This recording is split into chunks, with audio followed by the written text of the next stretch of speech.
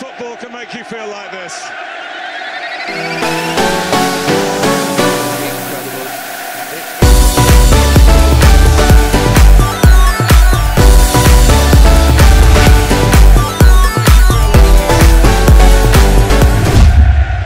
Absolutely incredible.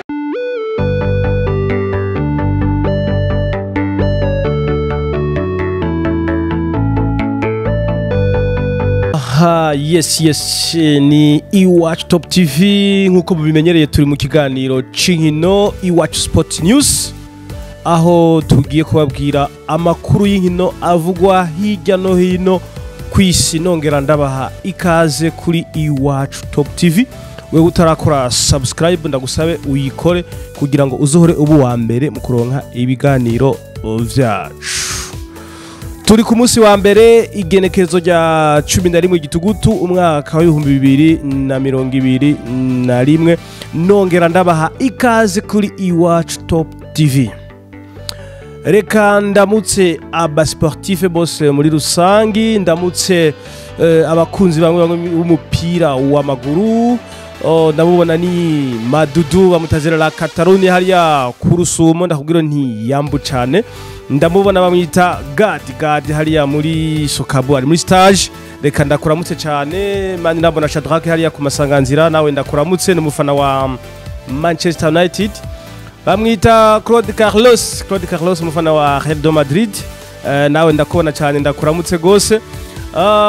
Bamwita Jean Dodier ni teacher hariya mu Giteranyereka nawe ndakuramutse. Afana Manchester United ndamubona ni Habimana Adolphe hariya mu Gasheho muri hôpital.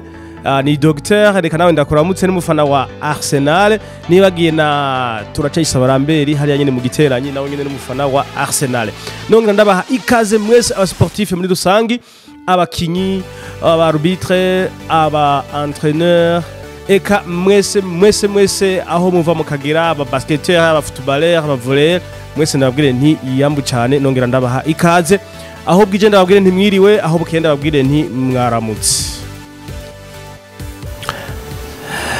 Yes, reka rero tuje turabira hamwe ingingo nkuru zigize kino kiganiro cacu, aho tugiye guhera ngaha iwacu mu Burundi mu higanwa Premier League aho bari bageze ku munsi w'indwi. Turaje kubabwira ingene inkino zagenze ku munsi w'indwi.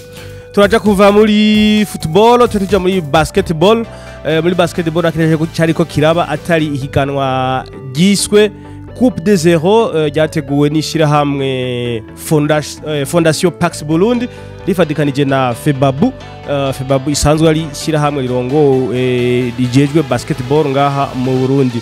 Turaza kuva aho tuvuge ku mukinyi sinzi ko namwita umukinyi kazi no mu basketteuse bamwita Ines Nezerwa ageze hariya muri Allemagne.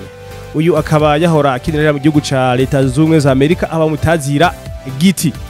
Turaja kuva muri basket tuja muri Afrika turabira hamwe ngene inkino zagenze muri bimwe bita World Cup qualifiers aho bariko bararondera itike izo bashikana hariya muri Qatar mu mwaka wa 2022.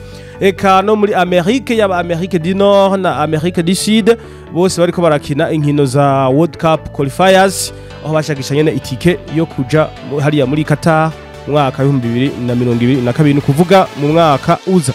Turaje kuhava turabe no ku mugabane wa Buraya turabe nyene ingene nkino zagenze ibihugu byariko biresurana nabo nyene bashakisha itike zo bashikana muri Qatar mu mwaka wa 2022 aho tuja kurangiriza muri Nation Ligue des Nations. Yes, Ligue des Nations ejo bakina urukino rwa finale no kuraba umwanya wa gatatu aho igihugu c'Ubufaransa caraye cirahiye igihugu ca Espagne ibitsindo 2-1. Nongera ndabaha ikaze mwese muva mukagera, ndabaha ikaze muri kino kiganiro aho muri kumwe nanje Jean Paul Dunia kuri micro. Behind camera ni MC Mango afadikanije na Bizman Twaibo. Kazi. Yes, nkuko nereko ndabivuga mu ncamake reka duhere muri Premier League turabe ingene inkino zagenze aho bahereye ku munsi wa gatanu igenekerezo ry'umunani ukwezi kw'icumi uyu mwaka wa 2021 ku munsi wa gatanu rero ni Royal FC y'Umuramvya yahuye na Aigle Noir de Fighters gutyo banganya igitsindo kimwe ku kindi. Urukino rwabereye kuri stade Ingoma hari gihe cy'isaha 9 aho ari ku munsi wa gatanu. Ku munsi wa gatandatu inkino zarabandanije equipe ya Le Cloco, iyi ni equipe ya Académie Le Message hariya mu ntara ya Rumonge. Le Cloco na Flambeau de l'Est banganya ubusa ku bundi hariya ku gihugu, hariya ku kibuga citiriwe umuhisi nkunziza hariya mu ntara ya Makamba. Atletico New Oil hari Muyinga kuri stade Umumuco inganya na Rukinzo ubusa ku bundi. Flambeau du Centre na Kayanza United hariya ku kibuga Ingoma c'Igitega. Flambeau du Centre itsinda Kayanza United ibitsindo bibiri ikubusa. Top Junior nanye yo mu Kayanza yanganije na Bumamuru FC kuri stade Gatwaro ibitsindo ubusa ku bundi. Ku munsi w'Imana naho nyene inkino zarabandanije. Vitaro FC yo mu gisagara ca Bujumbura inganya na Burundi Sport Dynamique ibitsindo ubusa ku bundi. Musongati FC y'Igitega yirahira Message Dongozi ibitsindo bibiri ku busa hariya kuri stade Ingoma y'Igitega. Olympique Star na Bujumbura City. Olympique Star hariya ku kibuga Umuco c'Imuyinga itsinda banganya ibitsindo ubusa ku bundi hari ku munsi wejo igihe cy'isaha 9. Gushika ubu reka cenda babwira uko imigwi irutarutanya ibitsindo. Gushika ubu rero ku munsi ugindwe w'ihiganwa rya Premier League. Gushika ubu equipe ya Bumamuru FC yo mu Cibitoke ifise amanota 17 n'ibitsindo indwi ibitse vy'umutahe. Flambeau du Centre iri kubanya wa kabiri n'amanota 15 ikaba ibitse ibitsindo 3 vy'umutahe. Musongati FC y'Igitega ifise amanota 13 n'ibitsindo 5 vy'umutahe ibitse. Burundi Sport Dynamique ni ya kane ifise amanota 13 n'ibitsindo 3 vy'umutahe ibitse. Aigle Noir de Fighters ni ya gatanu ifise amanota 11 n'igitsindo kimwe c'umutahe ibitse. Vitaro FC ifise amanota 11 n'igitsindo kimwe c'umutahe ibitse. Urumva ko inganya na Aigle Noir. Atletico New Oil iri mu kibanza c'indwi ifise amanota 11 ikaba ifise ideni ry'igitsindo kimwe. Flambeau de l'Est ni y'umunani ifise amanota 11 n'igitsindo Flambeau de l'Est amanota 11 ideni ry'igitsindo kimwe. Message Dongozi iri ku mwanya w'icenda n'amanota 10 ikaba ifise umutahe w'igitsindo kimwe. Ku mwanya wa 10 ni Olympique Star y'Imuyinga nayo nyene ifise amanota 9 ikaba ifise ideni ry'igitsindo kimwe. Ku mwanya wa 11 ni Royal FC y'Umuramvya ifise amanota 8 n'umutahe w'ibitsindo ubusa. 12 ni Rukinzo FC equipe ya Police ifise amanota 8 umutahe w'ibitsindo ubusa. 13 ni Bujumbura City amanota 6 ideni ry'ibitsindo bibiri. Top Junior yo mu Kayanza iri ku mwanya wa 14 n'amanota 5 ikaba afise ideni ry'ibitsindo 6.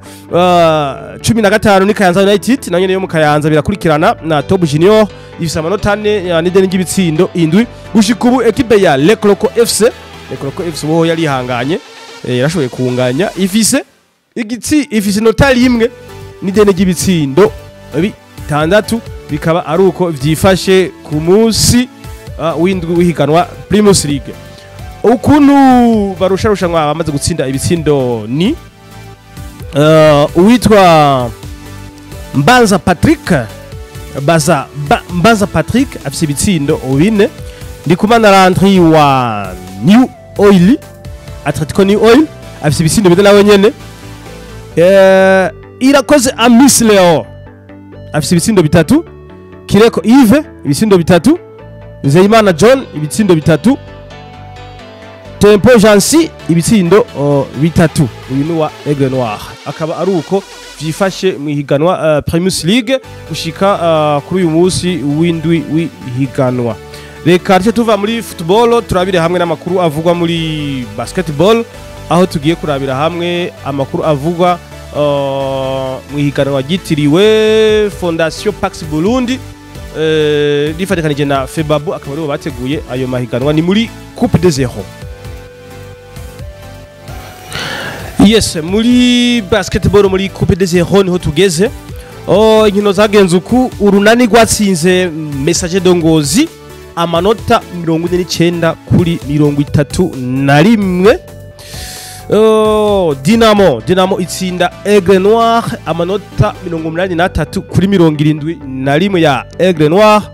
Hama ekipe ya Kerne nayo itsinda Brothers amanota 79 kuri 57. New Star itsinda Target urantunga. New Star itsinda Target amanota 73 kuri 59 ya Target.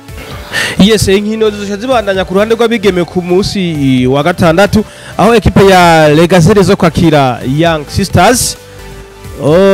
Ekipe ya Kerne nayo izokwakira ekipe ya Dinamo ni ku ruhande rw'abigeme. Ku munsi w'Imana Academiro Message izokwakira Gladiators. Hama nyene ku munsi w'Imana ekipe y'Urunani izoca yakira ekipe ya New Star ku ruhande nyene rw'abigeme.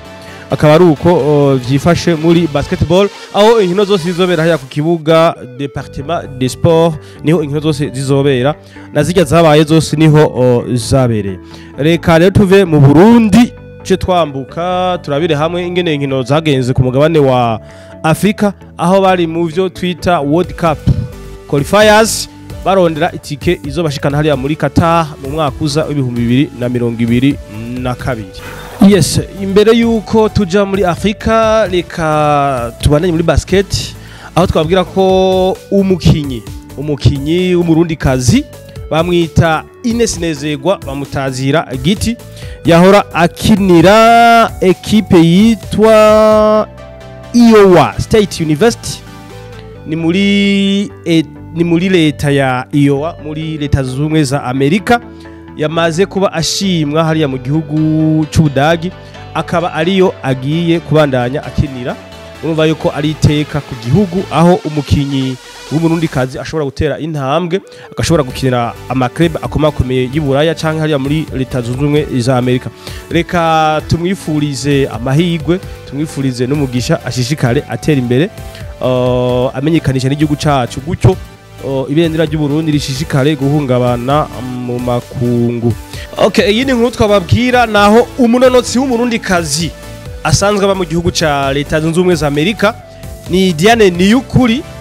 Nawe nyene ahejeje gutera iteka u Burundi aho ahejeje gutsinda ihiganwa rya marato. Yabaye wa 12 ntiyabaye wa mbere nka Francine, yabaye wa 12 ariko naryo ni iteka kuko babiruka ari beshi cyane. Ni higanwa ryabereye hariya mu gisagara ca Chicago aho nyene yabaye uwa 12. Inyuma ya Francine niyo saba yateye iteka u Burundi mu mahiganwa nka za Diamond League agatahukana imidari. Uyu nawe Diane Niyukuri akaba yongeye gutera iteka u Burundi. Reka nawe tumubwiye tuti felicitation, tumwifurize kubandanya agira amahigwe gutyo abandanya amenyekanisha igihugu cacu ama ibendera ry'u Burundi rishishikare guhungabana mu makungu. Reka tuce tubandanya no muri Afrika mu nkino za World Cup qualifiers turabe ingene vyagenze. Yes, muri Afrika muri World Cup qualifiers inkino zarabandanije aho twavuga nko muri groupe B igihugu ca Mauritania catsinze Mauritania na Tunisie banganije ubusa ku bundi. Zambia na Guinea Equatoriale banganya igitsindo kimwe ku kindi. Tunisie mu iryo tsinda igihugu ca Tunisie ni ca mbere gifise amanota 10 magabo kirafise urukino rumwe kitarakina. Guinea Equatoriale ifise amanota 7 ya kabiri. Igihugu ca Zambia gifise amanota 4 ni ca gatatu. Mauritania gushika ubu iri ku mwanya wa 4 n'inota 1 mugabo hariho match imwe itarakina. Muri groupe C République Centrafricaine na Nigeria inyuma yaho itsindiwe hariya iwabo muri Nigeria yagiye gutsinda Centrafrica ibitsindo 2 ku busa. Cape Verde na Liberia. Cape Verde itsinda Liberia igitsindo kimwe ku busa. Gushika ubu mu ryo tsinda rya C Nigeria ni ya mbere ifite amanota 9, Cape Verde ni ya kabiri ifite amanota 7, Centrafrique ni ya gatatu ifise amanota 4, Liberia ni ya kane ifise amanota 3. Muri groupe E naho nyene barakinye. Kenya na Mali itsinda Kenya igitsindo kimwe kubusa. Uganda itsinda Uganda igitsindo kimwe kubusa. Nyuma yaho yari yabatsindiye Kigali kuri stade regional Nyamirambo, yongera ibatsindira Kampala igitsindo kimwe kubusa, aho abanyarwanda imyidogo ari yose cyane bangu bidogera umumenyereza Mashami Vesa. Abandi bavuga bati abakinyi barashaje ntibari ku rwego rwo gukinira igihugu, reka tubindi tuzarabe ingene bizogenda. Muri groupe J, Madagascar yatsinze Republique Democratique du Congo igitsindo kimwe kubusa. Benin na Tanzania ikura mu gasuzuguro hariya kuri itsindira Benin iwabo. Inyuma yaho Benin yabasindiye kuri uwanja wa Benjamin Mkapa. Benin nayo iratsindwa hariya i Porto Novo, sinzi ko ari Cotonou cyangwa Porto Novo, sinzi aho bakiniye. Tanzania itsinda igitsindo kimwe kubusa. Mujyo tsinda Tanzania yaciba ya mbere. Félicitations kuba Tanzania kabisa. Ngaha ndakeneye kumva amajambo ya Haji Munara kabisa, ngaraza kuvuga ibintu byinshi. Tanzania ifise amanota 7 ni ya mbere, inganya na Benin nyene nanyo ifise amanota 7. Republique Democratique du Congo ni ya gatatu ifise amanota 5. Igihugu ca Madagascar gifise amanota 3 ni ca kane mujyo tsinda. Uyu munsi kuwa mbere baraza gukina kuwa mbere tariki 11.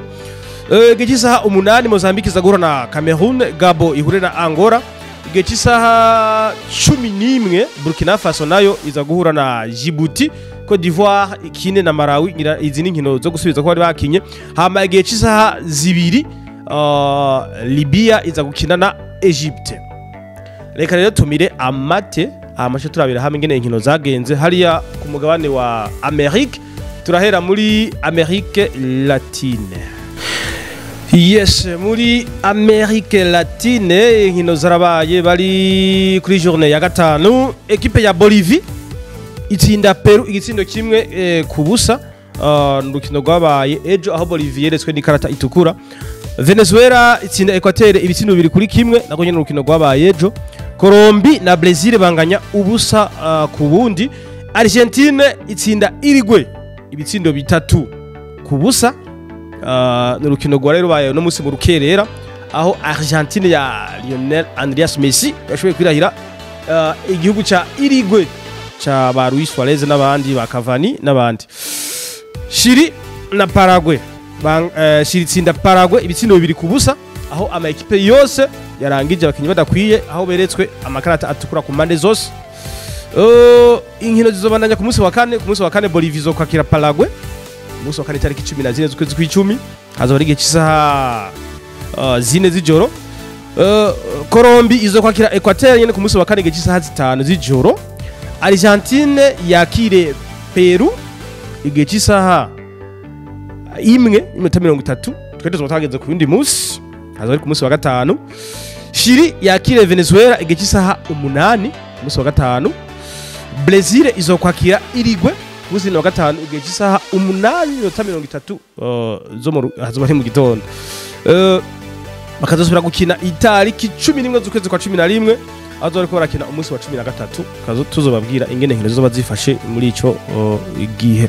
Reka cyo turaba no muri Amerique du Nord canke CONCACAF turabe ukuntu inkino zagenze, turaje mu kanya.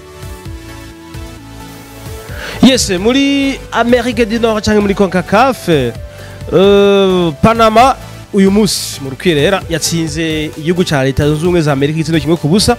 Jamaica na Canada banganya ubusa ku bundi. Costa Rica na Salvador Costa Rica itsinda 2-1 ca Salvador, aho Salvador yeretswe n'ikarata itukura.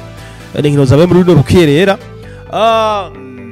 Mexique itsinda Honduras ibitsindo 3 kubusa. Inkino zizobandanya ku munsi wa kane aho Etats-Unis izosubira guhura na Costa Rica, Canada ihure na Panama, Honduras na Jamaica, Salvador na Mexique ku munsi wa kane. Inkino zikazobandanya itariki 13 z'ukwezi kwa 11 aho tuzobabwira ngene inkino zimeze. Reka tuve muri Amerique du Nord cyo turabira hamwe inkino muri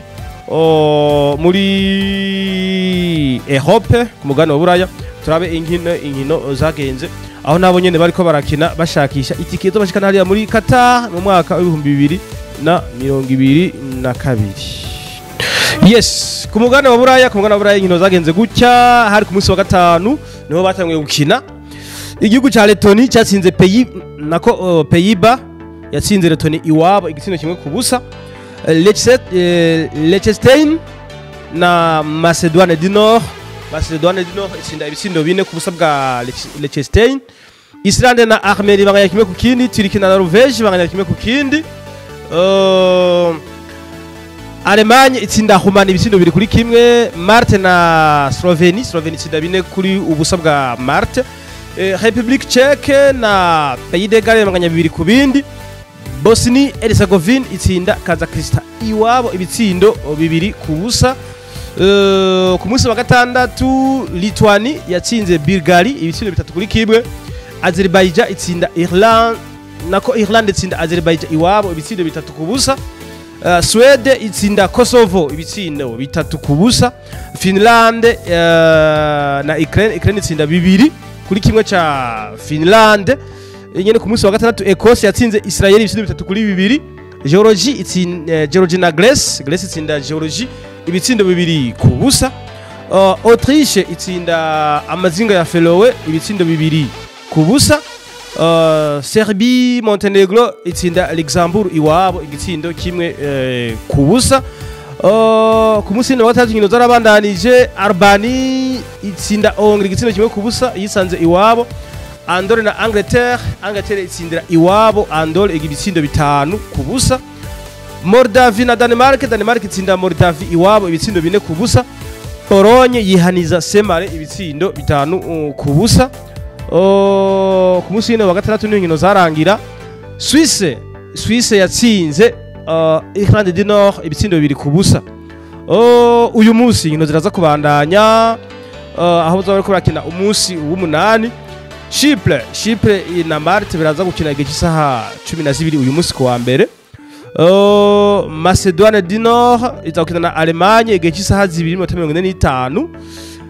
Pays-Bas izakina na Gibraltar igihe cy'isaha 2:45 uyu munsi ku wa mbere.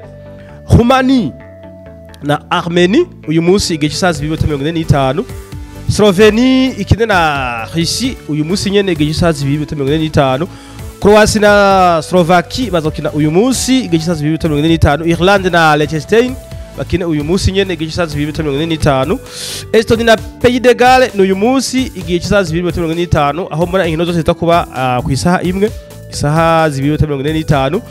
Letoni na Turkey ku iyo saha nyene. Belarus na République Tchèque ku iyo saha nyene igihe cy'isaha 2:45. Norvège na Montenegro ku iyo saha nyene. Kazakhstan izakwakira Finland nejo ejo bazobana ku munsi wa kabiri. Kazakhstan izokina na Finland igihe cy'isaha 10. Ukraine na Bosnie Herzegovine igihe cy'isaha 2:45. Kosovo na Georgia isaha 2:45. Lituania na Suisse isaha 2:45. Swede bazokina ejo na Greece igihe cy'isaha 2:45. Serbia na Azerbaijan bazokina ejo ku iyo saha nyene. Amazinga ya Feroe azokina na Ecosse igihe cy'isaha 2:45 ejo. Israel izokwakira Moldavie ejo igihe cy'isaha 2:45. Albania na Pologne ejo ku iyo saha nyene. Angleterre izokwakira Hongrie ku iyo saha nyene isaha 2:45. Denmark na Autriche ejo nyene igihe cy'isaha 2:45. Bulgaria na Irlande du Nord nejo igihe cy'isaha 2:45. Semale izokwakira Andorre ejo nyene iyo saha. Portugal yakira Luxembourg igihe cy'isaha 2:45. Bazosubira gukina itariki 11 z'ukwezi kwa 11 aho tuzobabwira ngene inkino zizoba zimeze. Reka tuhava turabire hamwe ngene inkino zagenze ni muri Nations League UEFA Nations League aho igihugu cy'Ubufaransa caraye cirahiye umugwi wa Espagne ibitsindo bibiri kuri kimwe gutyo batwara igikombe n'imidali y'inzahabu. Reka turabire hamwe ngene urukino rwagenze. Yes, reka tuve mu nkino z'ama World Cup qualifiers turabira hamwe ngene nkino zagenze muri ca gikombe citwa UEFA Nations League aho ejo ku munsi w'Imana bakina umwanya wa gatatu watwawe n'igihugu cy'Ubutaliyani batsinze ababirigi hanyuma igihe cy'isaha 2:45 Ubufaransa buhura na Espagne kuri finale. Muti rero urukino rwagenze gute? Yes, nkuko reko ndababwira yari equipe ya Espagne yakira equipe y'Ubufaransa hariya ku kibuga San Siro mu gihugu cy'Ubutaliyano. Aho France yashoboye gutsinda Espagne ibitsindo 2-1. Reka ndababwire abakinyi bari batangiye ku mpande zose aho equipe Espagne umumenyereza Luis Enrique yatanguje abakinyi mu igol yari Unai Simon niwe yari mu igol. Inyuma bari abadefenseur bane yakinishije systeme y'abadefenseur bane ni Marcos Alonso, Aymeric Laporte, Eric Garcia na Azpilicueta. Abakinyi bo hagati yari Sergio Busquets, Gavi na Rodri. Abataka yari Sarabia, Torres na Oyarzabal.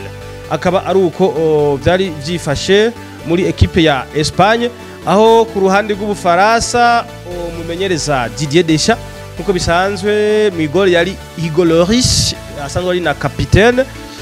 Inyuma barabadafasere batatu ni Penestra Kipembe avadikanije na Rafael Varane yaje no kuvunika mu gice ca mbere, asubirirwa na Upamecano.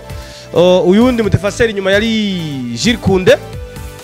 Hagati yari yakinishije abakinyi bane aribo Paul Labir Pogba afadikanije na Chouameni, bari bafadikanije kandi na Griezmann hamwe na Theo Hernandez hamwe na Benjamin Pavard.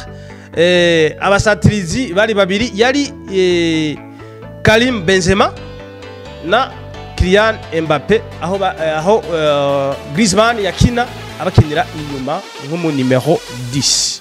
Akora kure byari byifashe aho igihugu cy'Ubufaransa agiye gutsinda igihugu ca Espagne. Aho Espagne batanga gutsinda igitsindo ku munota wa 64 gitsinzwe n'umukinyi Oyarzabal wa Villarreal. Hanyuma hadakina n'amasegonda bagisireba bakishimira igitsindo, umukinyi Karim Benzema araba umunyezamu ngene yarahagaze Unai Simon amutera frappe aragomboye igitsindo, gutyo biba kimwe ku kindi. Ku munota wa 80 Kylian Mbappé nkuko ataja agirira atsinda igitsindo ciza cyane, gutyo ahesha intsinzi igihugu cy'Ubufaransa batwara n'igikombe ca UEFA Nations League.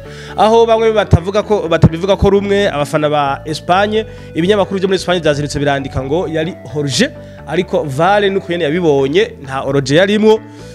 Igitsindo kiba valide, gutyo Ubufaransa butahukana intsinzi. I Paris biba ivyishimo, i Madrid uba umubabaro udasanzwe. Nuko vyagenze aho Ubufaransa bubananya kuja hejuru cyane mu bikombe, aho kibaye igikombe kigira inciro y'umunani Abafaransa batwaye kuva babayeho mu bikombe mpuzamakungu. Reka ndabashimire, amakuru yacu naha agarukiye. Ndabakengurukiye mwese mwariko muradutega amatwi kuri Iwacu Top TV muturaba mu majwi n'amashusho. Ndababwire ko ikindi kiganiro nk'iki ari ku munsi wa gatanu. Reka ndabashimire cyane, nkengurukire mwese mwariko muradukurikirana abakunzi ba Iwacu Top TV. Nkengurukire cyane n'umukameraman yariko aradufasha mu majwi mu mashusho, nako mu mashusho ni MC Mango. Ndakubwira nti uri umuntu w'umugabo ugira huba kandi wubahwe. Nkengurukire na Twaibu reka dufasha mu majwi, ndamukengurukire gose, ndamushimire cyane. Nabwiye nti uri umuntu w'umugabo. Reka nkengurukire namwe mwese mudahengeshanya kudutega amatwi kuri Iwacu Top TV. Reka ndababwire nti nakagaruka. Ciao, bye bye, hasta la vista.